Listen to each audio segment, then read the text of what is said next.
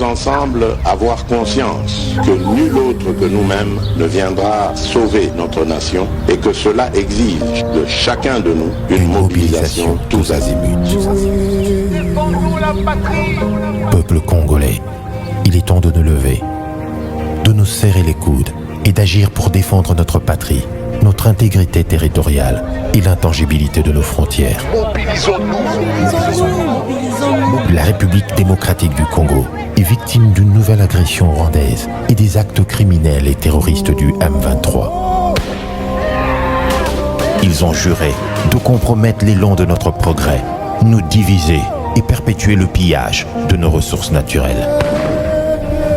Le sang a trop coulé, de vies sont fauchées, notre faune, patrimoine mondial, est détruite. La situation humanitaire est alarmante. Nous avons un devoir sacré de résistance patriotique et populaire. Pour cette cause nationale, mobilisons-nous. Au-delà de tout clivage, y compris politique, agissons contre l'ennemi de la paix, notre cible commune. Restons vigilants. Disons non à la stigmatisation et à tout acte de violence.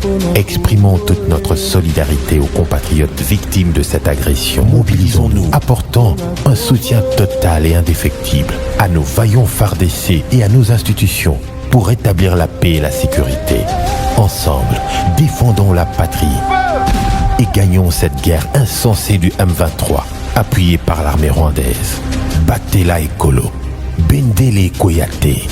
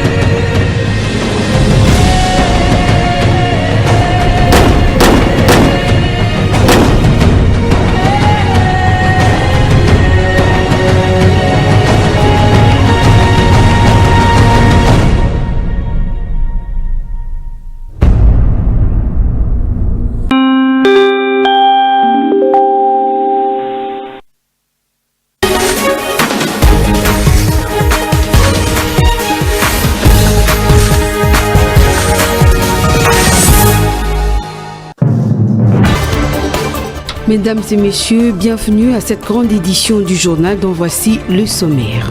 Démarrage ce jeudi à Mbandaka dans la province de l'Équateur de la 9e conférence des gouverneurs. Le go a été donné par le président de la République démocratique du Congo, Félix Antoine Tshisekedi, au centre, le développement des 145 territoires. La pluie qui s'est abattue dans la ville de Mbujimaï dans le Kasaï oriental a causé des morts et des dégâts matériels importants. Le détail dans ce journal. À la veille des festivités de fin d'année, on n'enregistre pas d'engouement au marché central de Kinshasa comme à l'accoutumée. Le mouvement d'achat et de vente reste habituel. Raison, la crise qui sévit à Kinshasa.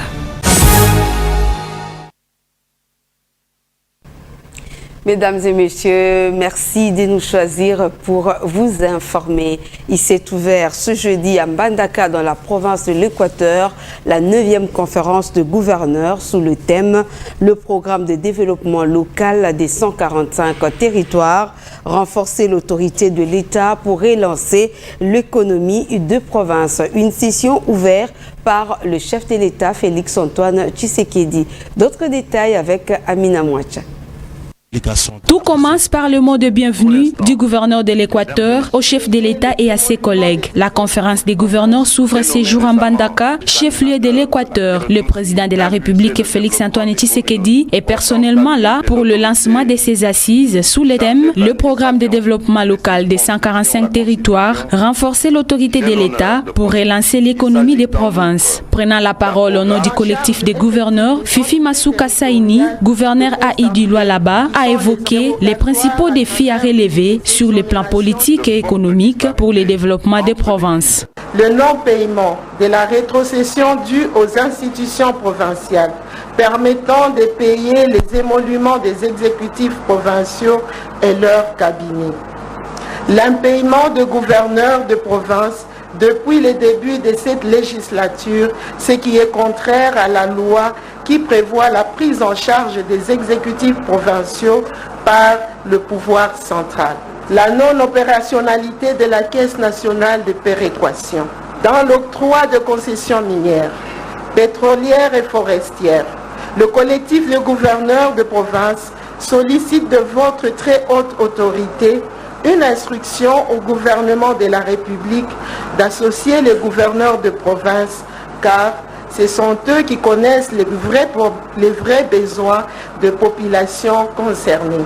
Le chef de l'État a dit attendre beaucoup de cette conférence des gouverneurs car ces assises vont créer une synergie entre la base et l'autorité publique en vue d'une amélioration des conditions de vie de la population. Il vous appartient ainsi donc, à vous, mesdames et messieurs les gouverneurs des provinces, de mener à bien la conduite de la destinée de nos provinces à travers le PDL 145 territoires.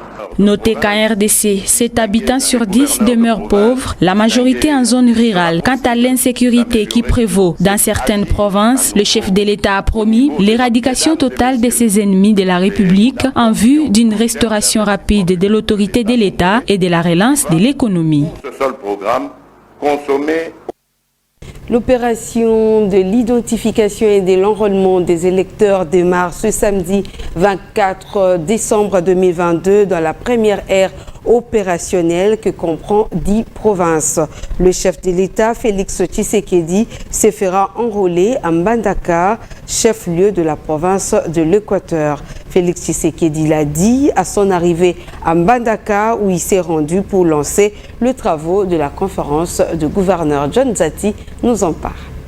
C'est déjà ce samedi 24 décembre 2022, les Congolais peuvent commencer à se faire enrôler aux différents bureaux établis par la Commission électorale nationale indépendante. Pour montrer l'exemple, le chef de l'État va accomplir ce devoir à Mbandaka, chef-lieu de la province de l'Équateur, où il est arrivé mercredi 21 décembre pour lancer les travaux de la 9e session de la conférence des gouverneurs. Après l'aéroport de Mbandaka, où le chef de l'État a été accueilli par des autorités nationales, provinciales, coutumières, notables, chefs religieux et autres forces vives de la province de l'Équateur, le président de la République a eu droit à un bain de foule. Communion avec la population de Mbandaka qui a débouché sur l'esplanade de la maison communale de Wangata au centre-ville de Mbandaka. Là, le président de la République donne un meeting. Il promet des réponses urgentes aux problèmes d'électricité et de manque d'eau potable auxquels font face les populations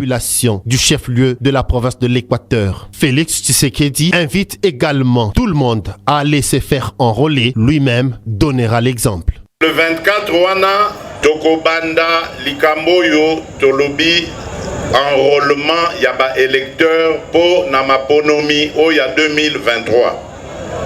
Yango ngana lingi kopesa ndakisa awa na Mbandaka pona ko honorer bana ya province ya Équateur pe kolakisa bango nzela ya kokende ko s'enrôler. Préoccupé par le sort des victimes de la guerre à l'est de la RDC, le chef de l'État a informé la population de Mbandaka que l'agression dont la RDC est victime est désormais condamnée par la communauté internationale.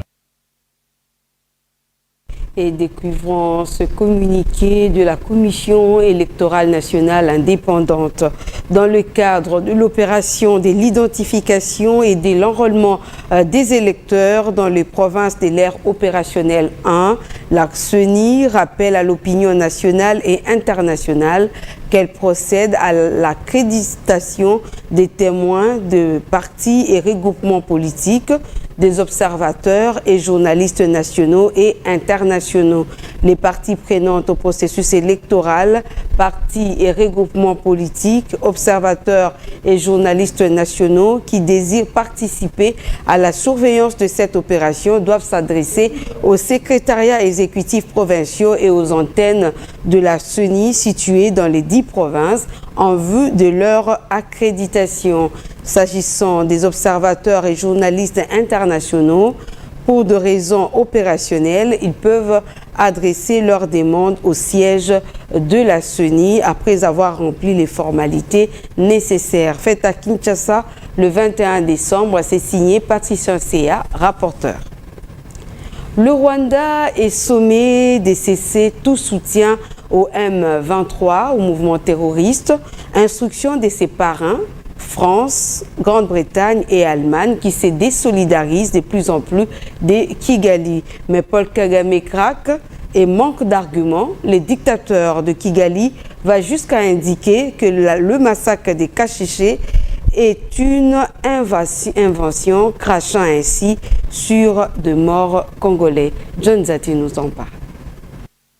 La levée par le Conseil de sécurité des Nations Unies de l'obligation de notification imposée à la République démocratique du Congo pour tout approvisionnement d'armes a créé des heureux un peu partout dans le monde. Cependant, il y a des exceptions, à l'instar de Paul Kagame, président rwandais. Lui qui était habitué à parler avec dédain de l'armée congolaise se rend compte qu'il sera désormais devant un rapport de force sur l'unique avantage qu'il possédait sur la RDC, à savoir la possibilité de s'armer de manière libre. Du coup, c'est la panique, car à cette décision s'ajoute l'interdiction par ses parrains occidentaux, la France, la Grande-Bretagne et récemment l'Allemagne, interdiction au Rwanda de soutenir le M23. Son prétexte pour commettre des crimes sur le sol congolais. Un abcès qui est crevé, mais c'était un secret de polichinelle. Preuve que Paul Kagame est en train de péter les plombs, le dictateur rwandais vient de déclarer que le massacre de Kishiché est une invention du gouvernement congolais. L'homme fort, le sanguinaire de Kigali, crache donc sur des morts congolais réels, estimés à plus de 140 compatriotes éliminés de manière lâche par son armée rwandaise sous couvert du M23. Kagame est à court d'arguments, estiment plusieurs analystes. Où ira-t-il encore puiser des prétextes? Ce n'est pas l'imagination qui lui manque, car Paul Kagame évoque déjà une autre raison, la situation des communautés rwandophones congolaises qu'il faudrait régler. Mais qui sont membres de cette communauté rwandophone? Existe-t-elle réellement? D'après les scientifiques, il n'existe aucune langue appelée Rwanda, mais plutôt Kinyarwanda. Pour simple rappel, la République démocratique du Congo est des milliers de fois plus grande que le Rwanda. Son armée, beaucoup plus importante que celle de Kigali. Seul déséquilibre qui existait, c'était la possibilité de s'armer à sa guise. Cet équilibre est rétabli et impose comme un nouveau déséquilibre, car le Rwanda ne semble plus avoir où tenir pour baiser.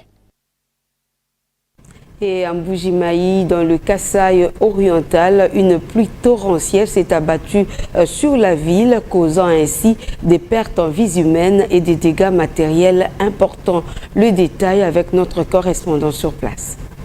Il est 18h au moins quand cette forte pluie fine et serrée s'abat ce mercredi sur la ville de Mbujimayi. Tous les écoliers de la vacation soir et les marchands n'ont pas encore regagné leur toit. Tout est noir avant la tombée de la nuit et les taxis-motos qui sont les plus utilisés se raréfient. La majorité est astreinte à marcher sur des voies emplies d'eau de cette pluie. Tous les caniveaux débordent. Ce sont des érosions à une pression tellement forte que ceux qui tentent la traversée se font charrier. C'est le cas de ces deux écoliers de l'Institut Moulemba, école d'application de l'ISP Mbujimayi. Trompés par ces eaux de ruissellement, les pauvres, une fille et un garçon, font un faux saut. La destination, c'est un caniveau qui les précipite vite dans un grand collecteur sur l'avenue Kazop dans la commune de Dibindi. Joyce Kayembe sera sorti tard de ces eaux mais sans vie. Sa photo fait la ronde des réseaux sociaux pour retrouver ses parents. L'information va atteindre l'hôtel de la ville qui va faire garder les gosses au frigo mortuaire. Ce jeudi, les habitants de Mbuji-Mayi se sont réveillés sous un tout autre climat, la voirie endommagée plus qu'avant. Interrogés, nombreux sont ceux qui accusent l'Office de voirie et drainage, OVD, d'avoir pourvu à des tout petits caniveaux incapables de drainer toutes les eaux de pluie et dont les conséquences fâcheuses se font déjà voir. Mbuji-Mayi, Emmanuel Nkalenda, Digital Congo. Et depuis la dernière pluie diluvienne qui s'est abattue sur la ville de Kinshasa les 12 et 13 décembre dernier, le quartier Kimbangu dans la commune de Kalamu est dans le noir. La population de ce coin de la capitale risque même de passer les festivités de fin d'année dans l'obscurité. Elle lance un cri d'alarme. Stéphora Mazouaviki et Rachel Masengu pour le reportage. Hormis les morts, la pluie torrentielle qui s'est abattue dans la ville de Kinshasa du 12 au 13 décembre dernier continue à faire parler d'elle. Plusieurs quartiers, voire des communes de la ville sont dans le noir total. Pour cause, la sous-station de Funa était submergée. Conséquence, pas moyen d'alimenter les quartiers en courant électrique. Au quartier Kimbangu, dans la commune de Kalamu par exemple, la population ne sait plus à quel sein s'est vouée et surtout pour ceux qui exercent les activités qui nécessitent le courant. Donc nous, avec tout ce que nous avons comme produit ici, avec les affaires que nous avons, nous tournons avec le courant, nous marchons avec le courant. Alors maintenant qu'il n'y a pas de courant, donc nous sommes vraiment fauchés totalement. Donc Kimbangu ces derniers temps, je vous dis, nous avons tous un problème de courant sérieux et alors sérieux. L'obscurité avec son lot de problèmes, notamment l'accroissement du taux de criminalité. Les habitants du quartier lancent un SOS. Ces dernières pluies nous ont plongés dans le noir. Nous vivons sans courant électrique depuis plusieurs jours. Cette situation permet aux criminels de commettre leurs forfaits. Ici, par exemple, où je vends mes articles, j'assiste à plusieurs scénarios de vol. Il faudra noter que cette situation pénalise les vendeurs des surgelés et des boissons, aussi les familles, surtout en cette période de festivités de fin d'année.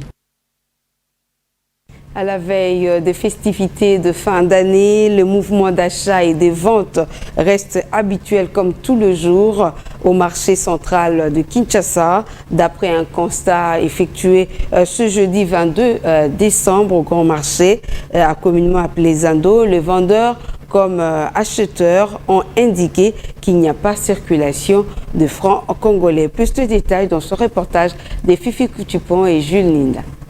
Situation vraiment mystique. Marché za mobulu makasi. Vente ezate. À l'approche des festivités de Noël et de Nouvel An, l'ambiance n'est pas comme à l'accoutumée dans le grand marché de Kinshasa, communément appelé Zando. Après un tour sur ce lieu de négoce, l'on constate qu'il n'y a pas d'engouement de la population qui d'habitude y accourt pour s'approvisionner en vêtements, vivres et autres produits de première nécessité. Les différents rayons sont dégagés, les acheteurs se font rares et parfois le vendeur tourne les pouces. Une situation inquiétante dont les causes majeures seraient la hausse du prix des produits et la crise qui sévit selon les vendeurs. Tel que tu me vois là, depuis le matin, je n'ai rien vendu alors que d'ici 3 jours c'est Noël. Pourtant, les années précédentes, il arrivait les 22, le 23, nous avons déjà vendu autant et la carence se faisait observer même. En tout cas, on ne sait pas si les clients pourront se pointer à la veille. Les 24 et les 25. Pas d'engouement ni de vente à ce jour. On se demande si c'est le mois de février ou le mois de décembre. On ne comprend rien vraiment.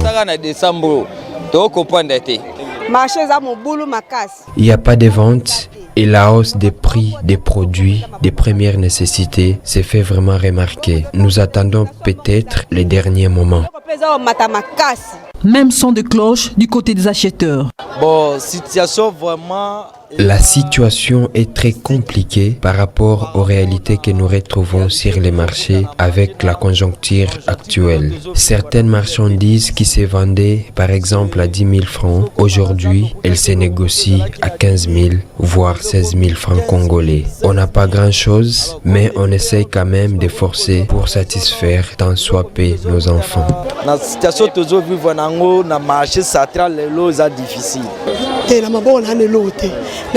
Je n'ai rien, mais je suis passé juste pour acheter un petit rien pour mes enfants. Mais si on parlait vraiment de la fête, au vrai sens du terme, de fin d'année, il n'y en a pas. Si Dieu pourra nous aider, à la dernière minute, peut-être, ça ira. Malgré tout, les familles à Kinshasa continuent à se préparer, chacune à sa manière, pour bien passer ce moment de festivités. Et dans un autre registre, notez que le nouveau comité de gestion de la Sokimo SA a séjourné récemment dans le province de l'Ituri et du Haut-Touélé. Objectif, faire un état de lieu de l'entreprise et communiquer la nouvelle vision axée sur la relance des activités de cette entreprise. La délégation de la Sokimo SA s'était conduite par le DG Pistis Bonongo Tokole. Commentaire signé Lisette Kinga-Keleke. La délégation du comité de gestion de la Sokimo SA, conduite par son directeur général Pistis Tokole Bonongo, a débuté sa visite d'inspection des sites d'exploitation de l'entreprise par Bunia dans la province de l'Ituri. Sur place, le DG de Sokimo SA a eu une séance de travail avec les agents et cadres de cette entreprise, question de leur communiquer les nouvelles directives afin de relever le défi, celui de la relance de la Sokimo. Occasion propice pour ces cadres de faire un état de lieu des services à Bunia et à Ouacha. Le syndicat des travailleurs de la Sokimo SA est revenu sur les conditions et climat de travail au sein de cette industrie aurifère en faillite. Il s'en est suivi une visite des différentes concessions de l'entreprise. Le site de Délé dans la commune de Bunia est spolié par des particuliers pourtant destinés à l'agriculture. À Ouacha, la direction d'exploitation Moto a également exposé les problèmes auxquels elle est confrontée, caractérisés entre autres par l'arrêt des activités de production, notamment dans la menuiserie, l'agro-industrie et l'exploitation de l'or. Le comité de gestion a eu des mots rassurants, toujours dans le sens de l'engagement de tous pour relancer l'entreprise. L'amélioration du social des travailleurs, vision du chef de l'État Félix Tshisekedi, figure également parmi les priorités de l'équipe de Pistis Tokole Bonongue, d'où cette inspection du camp d'habitation des travailleurs à Kilomoto à Ouacha. La délégation s'est rendue compte du niveau d'instruction des élèves, l'accès aux soins médicaux. Un constat se dégage. Les infrastructures hospitalières tiennent le coup malgré la vétusté du matériel. L'usine aurifère de Kibali Gold Mine à Dourba a constitué la dernière étape. Ici, la Sokimo est actionnaire partenaire à hauteur de 10%. L'équipe dirigeante s'est imprégnée du fonctionnement de cette industrie, un géant dans l'exploitation de l'or en RDC. Et ce jeudi, la Cour d'appel de Kwilu a organisé un atelier d'échange entre magistrats et avocats de la ville de Bandundu sur certaines questions spécifiques et controversées du droit judiciaire congolais. Les travaux se sont déroulés dans la salle de conférence du barreau de Kwilu. Le commentaire est signé Amina Mwacha. Les avocats et magistrats évoluant dans la ville de Bandundu étaient un atelier organisé par la cour d'appel du Kwilu avec le parquet général près de cette cour. Prennent part à cette activité scientifique tous les magistrats civils du parquet et du siège, les avocats et défenseurs judiciaires résidant à Bandundu-ville. Il est question au cours de ces assises d'échanger sur des questions scientifiques et controversées du droit qui reviennent dans différents procès, beaucoup plus les cas de l'avortement, comme explique le premier président Baudouin Kipassa. Nous avons décidé de réunir le professionnel de droit, c'est-à-dire les magistrats civils du parquet du siège, les avocats et défenseurs judiciaires, pour échanger pendant une journée sur les questions spécifiques du droit, particulièrement les droits reconnus à la femme, notamment les droits sexuels et reproductifs. Et comme vous l'avez constaté, l'intérêt a été manifesté par les participants pour connaître les prescrits du protocole de Maputo sur le droit reconnu à la femme pour avorter d'une façon sécurisée. Et à cette occasion, on a posé beaucoup de questions et nous avons expliqué comment est-ce que ça a évolué jusqu'à ce jour et le rôle des professionnels de droit dans l'application de l'article 14 du protocole de Maputo pour essayer un peu de contribuer à la réalisation de ce droit dans leur vie. Et à cette occasion, on a posé d'autres questions spécifiques controversées dans notre domaine et à la fin, nous avons trouvé des compromis par rapport au texte de loi qu'on a évoqué afin de mettre fin à cette confusion. Un atelier qui tombe à point nommé a fait savoir un des participants. Ce qui m'a plus captivé, c'était surtout sur le protocole de Maputo qui fait couler beaucoup d'encre et de salive et certains praticiens en droit n'ont pas encore beaucoup de maîtrise sur ça, concernant surtout les personnes qui sont appelées à procéder à l'avortement sécurisé. Alors il y a des conditions de fond, de forme qui doivent procéder à ça, surtout les médecins, ils doivent avoir une formation quant à ceux. Notez que cet atelier sera sanctionné par un document qui sera mis à la disposition des professionnels des droits. Et rendons-nous à Butembo, Nord Kivu, pour vous parler de la clôture de l'atelier séminaire des enseignants des sciences en province éducationnelle du Nord Kivu. Les séminaristes sont engagés d'utiliser les nouvelles notions apprises pour que les résultats attendus aux examens d'État soient plus satisfaisants. Le détail avec notre permanent sur place, Delphin Sindani. Organisée par l'inspection principale provinciale au Nord Kivu 2, cette formation en faveur des enseignants des sciences s'est déroulée dans 4 sites, à savoir à Kirumba, Lubero, Butembo et Beni. Lors de la clôture, les séminaristes ont émis quelques recommandations. Les gens qui sont en physique demandent à ce que les inspecteurs en physique aussi soient disponibilisés dans nos sous-divisions. Nous demandons au gouvernement de produire les maquettes des bulletins conformes au nouveau programme à temps opportun. Tout en vous promettant de travailler pour l'intérêt de la nation, nous vous prions de porter toute la revue à la hausse de notre salaire, car un sac plein au quart se tient difficilement debout. La précision dans un bref délai des cours se rapportant au jury pratique. Dans leur discours de clôture, l'IPP Alain Lebankeoé, qui a clôturé le séminaire en ville de Beni, le prophète Salomon Chaloum-Otsambali, qui l'a clôturé à Butembo, ont appelé les séminaristes à l'application des nouvelles notions apprises. Veuillez à travers vous informer tous les gestionnaires de recommander aux chefs d'établissement de prévoir la formation dans leurs prévisions budgétaires, puisque la formation fait partie de la pédagogie. Parmi les actions que nous devons mener au niveau de la province éducationnelle, il y a la qualité et la qualité des enseignements. Cela veut dire que nous allons continuer à récupérer les autres enseignants pour atteindre la totalité. C'est dans un climat de franche collaboration que les rideaux sont tombés pour cet atelier qui a pris 2 jours, soit du 19 au 20 décembre 2022.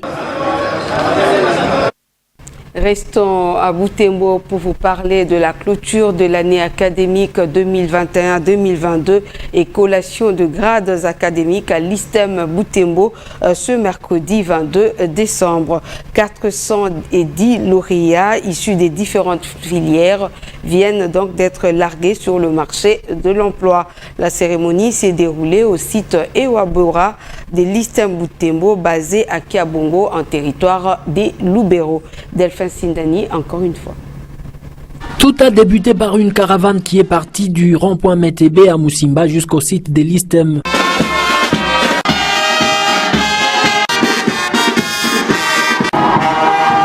C'est dans la salle des spectacles Jubilé d'argent de l'ISTEM que se sont déroulées toutes les étapes. Le secrétaire général académique de l'ISTEM Butembo s'est dit réjoui de l'aboutissement heureux de l'année académique. Nous avons connu au début de l'année des informations quelque peu contradictoires sur les promotions qui devaient faire allumage au système LMD. Signalons qu'il n'a pas été facile de piloter les activités académiques dans ce contexte de coexistence des 2 systèmes d'enseignement. L'acier qui est le système d'enseignement basé sur les objectifs et le nouveau qui est le système d'enseignement basé sur les compétences dit système LMD. S'en est suivi la proclamation des résultats et la collation des grades académiques par filière. Conférons, nom du ministre de l'enseignement supérieur et universitaire, candidat précédé de grade de gradué en technique médicale.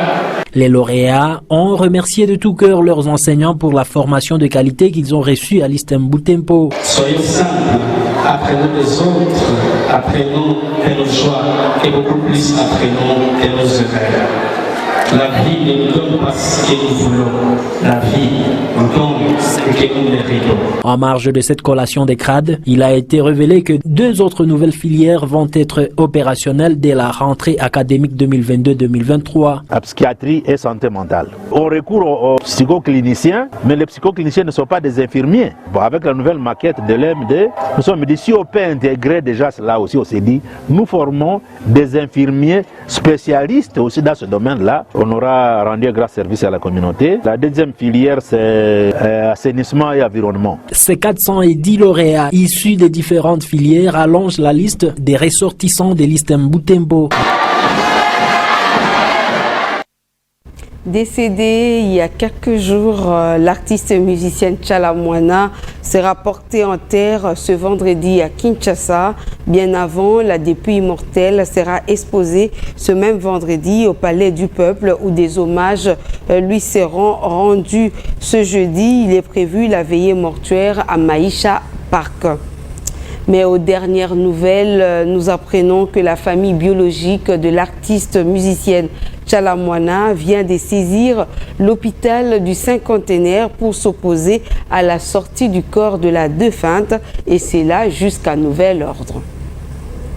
Une autre page noire dans ce journal, l'ancien gouverneur de la province du Kwilu, Michel Balabala Kassongo, est décédé ce jeudi 22 décembre en France où il était pour de soins. Michel Balabala était président du parti politique Action congolaise pour la tolérance et l'égalité. Il était également professeur de l'université.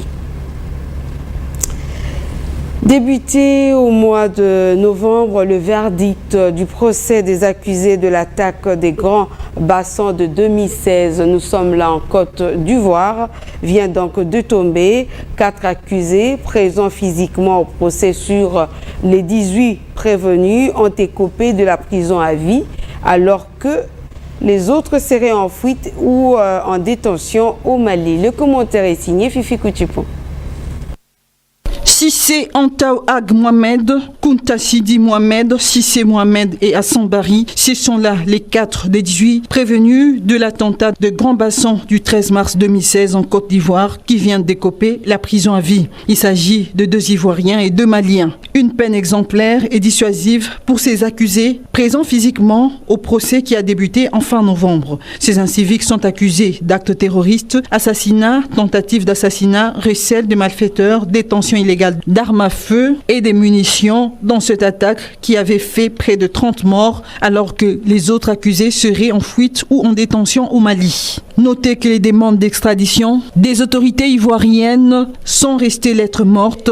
Les seuls suspects présents sont des seconds coteaux accusés d'être des logisticiens de l'attaque. C'est donc la première déception pour certaines parties civiles car les plus importants responsables présumés sont absents.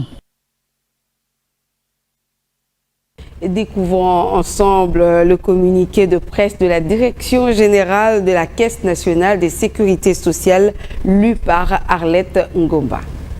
Communiqué de presse. La Direction générale de la Caisse nationale de sécurité sociale, CNC, son sigle, tient à présenter les vœux les meilleurs à tous les partenaires ainsi qu'à l'ensemble des prestataires sociaux du régime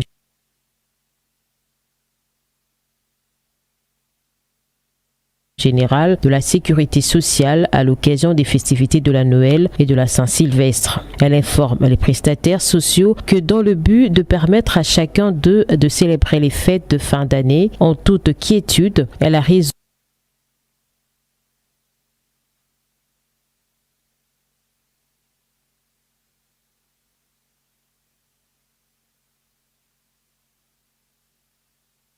Voilà, c'est la fin de ce journal. Merci à vous de l'avoir suivi. Juste après, vous suivrez la revue de presse dans une sélection des Lisette Kenga Kelekelo. D'ici là, portez-vous bien. Au revoir.